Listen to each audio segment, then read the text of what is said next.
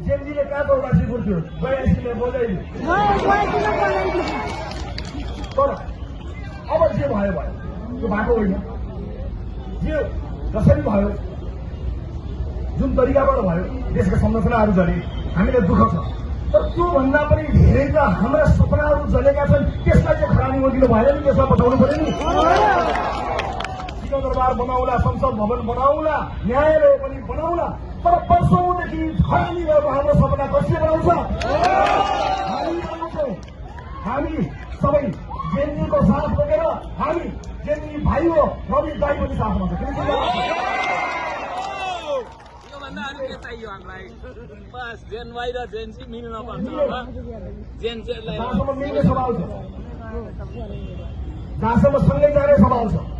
मैले कारागारबाट पनि भनेको थिएँ मैले के त्याग गर्नुपर्छ म तयार छु कारागारमा छु मेरो पार्टी बनाउनुहोस् पार्टीले जे भन्छ त्यही मलाई केही पनि चाहिएको छैन पार्टीका साथीहरूसँग कुराकानी गर्नुहोस् कसैलाई चुनाव चिन्ह चाहिन्छ मेरो स्वागत छ लैजानुहोस् पार्टी चाहिन्छ लैजानुहोस् झन्डा चाहिन्छ लैजानुहोस् पार्टी अफिस चाहिन्छ सिङ्गो पार्टी लैजान्छ लैजानुहोस् सभापति चाहिन्छ उपसभापति चाहिन्छ लैजानुहोस् देश बन्नु पर्यो व्यक्तिको कुनै ठुलो कुरो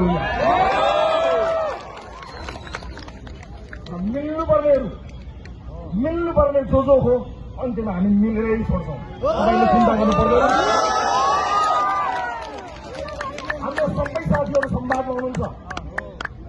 हाम्रो सबै साथीहरू संवादमा हुनुहुन्छ मेरो एउटा मात्र प्रश्न छ अन्त्यमा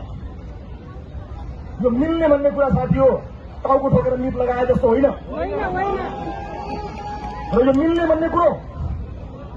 एउटा चुनावका लागि होइन म एउटा चुनावका लागि राजनीतिमा आएको मान्छे होइन म एउटा पुस्ताका लागि राजनीतिमा आएको मान्छे सिङ्गो पुस्ताको भविष्य नबनिन्जेल मिलिरहने भने मिलाउ नभए नमिलाउ त्याग गर्ने नाम पहिलो लिस्टमा मैले आफ्नो नाम चलाएको त्यागको सभा एउटा पुस्ताका लागि मिल्ने हो भने पहिलो त्याग रवि लामिछानेले गर्छ एउटा चुनावका लागि मात्र हो भने हामी सबै तर मलाई विश्वास छ देशले विकास लिनेवाला छ मैले त्यतिखेर पनि भनेको थिएँ साथी हो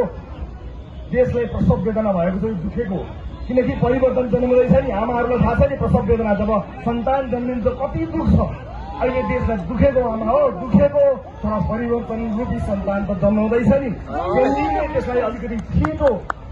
ल्याइदियो तर हामी साथमा रहनेछौँ परिवर्तन चाहने सबैसँग मिलेर अगाडि बढ्नेछौँ मुलुकको परिवर्तनका लागि हामी प्रतिबद्ध छौँ यहाँहरूले केही चिन्ता नगर्नुहोला र अर्को कुनै भव्य सभाका लागि म फेरि पनि आउनेछु यहाँहरूसँग फेरि पनि बस्नेछु